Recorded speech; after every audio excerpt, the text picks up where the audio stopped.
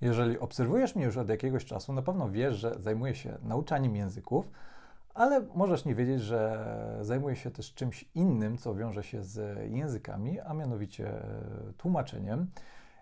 Chciałbym opowiedzieć Ci dzisiaj o najciekawszym rodzaju tłumaczeń, czyli o tłumaczeniach ustnych, symultanicznych. Kiedy mówię komuś, czym się zajmuję, to bardzo często wiele osób pyta, jak wygląda taka praca. Dlatego stwierdziłem, że nagram na ten temat osobny odcinek.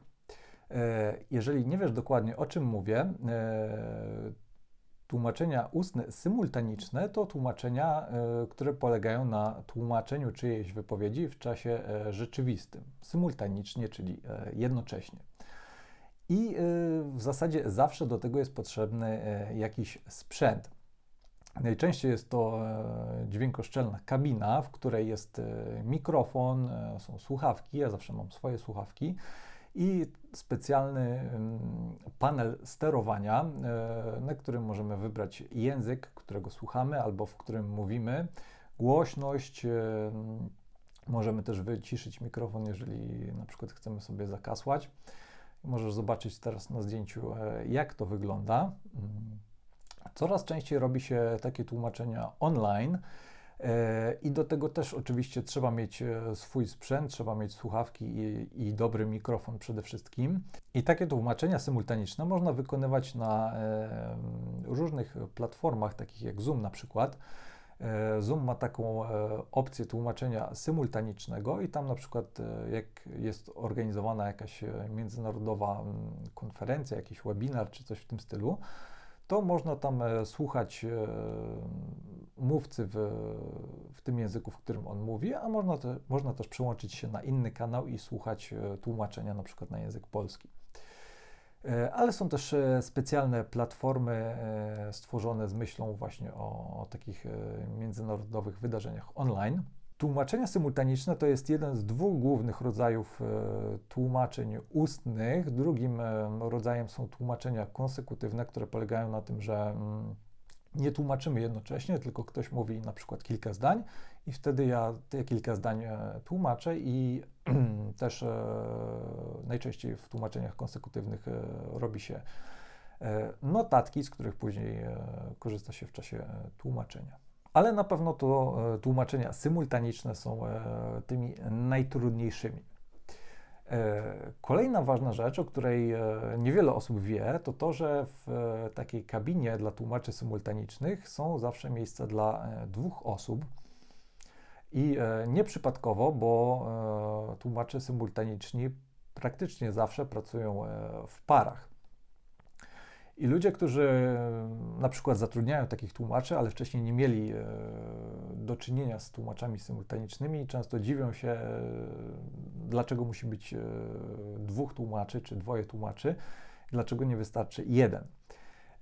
No czasami, jeżeli jest to bardzo krótkie wydarzenie, jeżeli tłumaczenie ma trwać powiedzmy pół godziny, czy maksymalnie do godziny, no to można się zgodzić na to, żeby to był jeden tłumacz. Natomiast jeżeli mówimy o jakimś wydarzeniu, które trwa 5 godzin czy 8 godzin, no to obowiązkowo musi to być dwoje tłumaczy.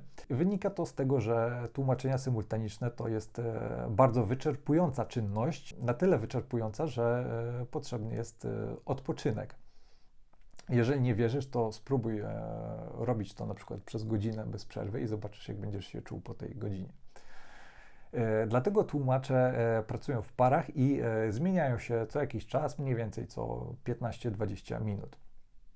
I ten tłumacz, który w danym momencie odpoczywa, może nawet wyjść z kabiny, może się całkowicie wyłączyć, ale byłoby dobrze, żeby czuwał i słuchał tego, co się dzieje, bo też później dzięki temu będzie mu łatwiej włączyć się do pracy.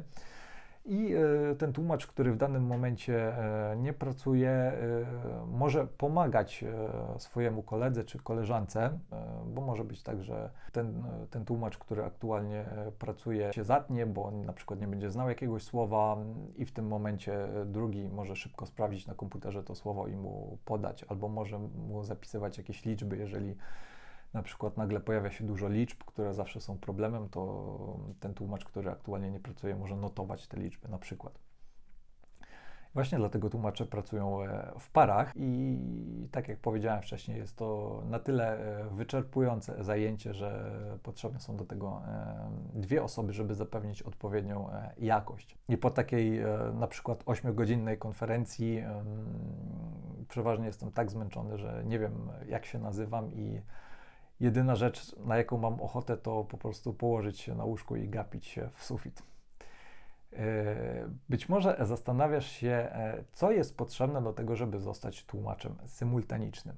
No oczywiście absolutną podstawą jest to, żeby znać na bardzo, bardzo wysokim poziomie dwa języki. To jest oczywiste. Ważna jest tutaj umiejętność słuchania i mówienia jednocześnie i to jest prawdopodobnie ta najtrudniejsza rzecz, a często dochodzi do tego jeszcze wykonywanie jakichś innych czynności, na przykład korzystanie z różnych materiałów pomocniczych, z glosariuszy i tak dalej. I wtedy w głowie zachodzi bardzo, bardzo wiele różnych procesów i nasz mózg jest na tyle obciążony, że można na przykład popełniać jakieś proste błędy językowe, których normalnie byśmy nigdy nie popełnili. Na przykład może być taka sytuacja, że nie pamiętamy, jak zaczęliśmy dane zdanie i kończymy je na przykład jakimś niewłaściwym przypadkiem. Normalnie rozmawiając z kimś, nigdy byśmy takiego błędu nie popełnili, a w czasie tłumaczeń symultanicznych nasz mózg jest na tyle obciążony, że czasami mogą się zdarzać nawet takie proste błędy, których często też nie jesteśmy świadomi. Kolejna ważna rzecz to umiejętność przetwarzania informacji, które się słyszy, no bo to nie jest tak, że tłumaczy się wszystko słowo w słowo, tylko tą treść trzeba w jakiś sposób przetworzyć. Często trzeba ją jakoś uprościć, skrócić, nie tylko po to, żeby ułatwić sobie pracę, ale też, żeby lepiej się tego słuchało. Oczywiście ważna jest znajomość słownictwa z konkretnej branży, bo często są to tłumaczenia dość specjalistyczne, które wymagają znajomości słownictwa z określonej branży i do tego oczywiście trzeba się przygotować, bo już w trakcie wykonywania tłumaczenia nie ma raczej na to czasu, żeby sprawdzać jakieś słowa, z którymi stykamy się po raz pierwszy. Do tego trzeba się przygotować i postarać się przewidzieć, jakie trudne słowa mogą się pojawić. Kolejna istotna rzecz to wszystko to, co się wiąże z głosem, z dykcją i pod tym względem tłumacz symultaniczny jest dość podobny na przykład do prezentera radiowego, bo my naszą pracę wykonujemy no, przede wszystkim mózgiem, ale też głosem i ten głos powinien być odpowiedni, czyli raczej nie są wskazane jakieś wady wymowy, chociaż też zdarzają się tłumacze, którzy mają takie wady wymowy, albo jeżeli ktoś ma jakiś szczególnie nieprzyjemny głos, jakiś piskliwy głos, czy bardzo zachrypnięty głos, no to też nie jest coś, co ułatwia pracę. Oczywiście to nie jest tak, że taka osoba nie może wykonywać tego zawodu, bo może w zasadzie każdy, jeżeli taka osoba zostanie przez kogoś zatrudniona, no to nie ma żadnego problemu, ale lepiej by było, żeby tłumacze symultaniczni takich różnych wad wymowy nie posiadali. I tak naprawdę jedyna rzecz, która łączy tłumaczenia pisemne i tłumaczenia ustne, to to, że trzeba bardzo dobrze znać dwa języki, a cała reszta jest zupełnie inna. I dla mnie to są tak naprawdę dwa różne zawody. I po polsku tego tak bardzo się nie odczuwa, bo tłumacz pisemny i tłumacz ustny, no to nadal tłumacz, dodajemy tylko odpowiedni przymiotnik. Natomiast w wielu innych językach, po angielsku czy po francusku, to są dwa kompletnie różne słowa. Dlatego ja na przykład nie lubię, kiedy akurat wykonuję pracę tłumacza ustnego i ktoś mówi, że ja jestem translator. No nie jestem translator, to jest tłumacz pisemny, natomiast tłumacz ustny to interpreter. ale większość osób spoza branży nie zdaje sobie sprawy z tego rozróżnienia, dlatego nauczyłem się przymykać na to oko i raczej staram się tego nie poprawiać, bo to nie ma większego sensu. Jakie są najczęstsze problemy w takiej pracy? Co taką pracę może utrudnić? Są to na przykład ludzie, którzy nie wiedzą, co mówią. Niektórzy ludzie, nie wiem, czy mają talent, albo może to wyćwiczyli, ale są tacy ludzie, których przyjemnie się słucha, którzy mówią sensownie, mówią w logiczny, poukładany sposób, ale są też tacy ludzie, którzy wyrzucają z siebie bardzo dużo słów, a tak naprawdę nie ma w tym żadnej konkretnej treści, nie ma w tym żadnej logiki, żadnego sensu. We celebrate and we honor the women who made history throughout history, who saw what could be unburdened by what had been. I to jest oczywiście utrudnienie dla tłumaczy ustnych, bo my musimy z tego sklecić jakieś sensowne zdania, które będą zrozumiałe i które będą się składały w jakąś spójną, logiczną całość.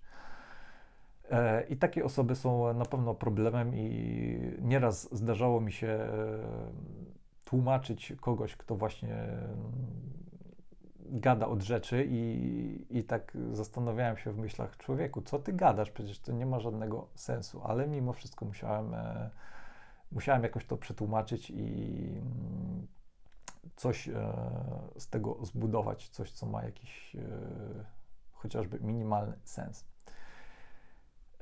Innym utrudnieniem są ludzie, którzy mówią zbyt szybko, ale na szczęście wiele osób ma świadomość tego, że na danym wydarzeniu pracują tłumacze i też często mówcy upewniają się i dopytują tłumaczy, czy nie mówię za szybko. Jeżeli mówię za szybko, to dajcie mi znać, wtedy zwolnię, to jest bardzo miłe, ale mimo wszystko zdarzają się osoby, które mówią bardzo szybko. Zwłaszcza jeżeli mówią w swoim języku ojczystym, no i to na pewno jest też utrudnieniem.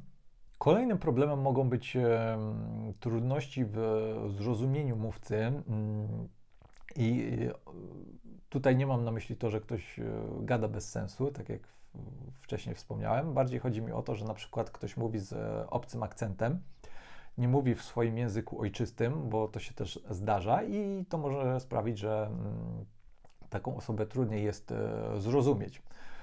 Bo tłumacze symultaniczni, co dla wielu osób też może być pewnie zaskoczeniem, często nie tłumaczą ludzi, którzy mówią w swoim języku ojczystym. Bardzo często są to osoby, które mówią na przykład po angielsku, mimo że język angielski nie jest dla nich językiem ojczystym, bo na przykład, no załóżmy, że jest jakaś konferencja międzynarodowa i jeden z mówców jest na przykład z Węgier, no to raczej organizatorzy tej konferencji nie będą specjalnie dla tego jednego mówcy zatrudniać tłumacza węgierskiego, tylko poproszą tego mówcę, żeby mówił po angielsku. I on może mówić z różnym akcentem, którego się też często nie spodziewamy, nie znamy go. No i to też mogą być dodatkowe problemy. Jeżeli chodzi o treść, to często problemem są liczby i nazwiska albo jakieś nazwy własne. Jest to trudne, bo po prostu trudno jest to zapomnieć, jeżeli tego nie ma na przykład na jakiejś prezentacji, to takie informacje bardzo szybko umykają, dlatego też warto mieć jakąś kartkę papieru, jakiś notes i takie rzeczy notować i starać się wypowiedzieć je w tłumaczeniu w pierwszej kolejności i wtedy do tego dobudować całą resztę.